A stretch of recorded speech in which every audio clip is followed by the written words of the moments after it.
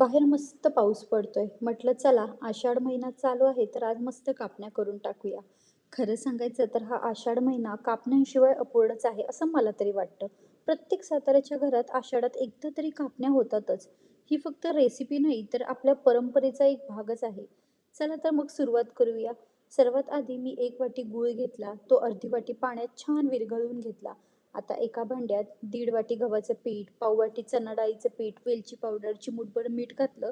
त्यात थोडंसं गरम तेल टाकून सगळं छान एकत्र करून घेतलं. आता विरघळलेला गूळ घालून छान मळून घेतलं. पीठ थोडा वेळ झाकून ठेवलं म्हणजे ते छान मुरतं. नंतर पोळी लाटून त्यावर खसखस लावली आणि आपल्या पारंपरिक कापण्या पाडल्या. आता फक्त गरम तेलात मंद आचेवर दोन्ही बाजूनी छान सोनेरी रंग येईपर्यंत तळून घेतल्या आणि बघा ना, कुरकुरीत खमंग आषाढी कापण्या तयार. बाहेर पडणारा पाऊस सोबत गरमागरम चहा आणि या कापण्या बस. यापेक्षा भारी कॉम्बिनेशन काय असणार बरं सांगा. मी तर बनवल्या बाबा कापण्या. आता तुमच्या घरी कधी होणार? आणि तुम्ही बनवल्या असतील तर त्या कशा झाल्या हे कमेंटमध्ये सांगायला विसरू नका.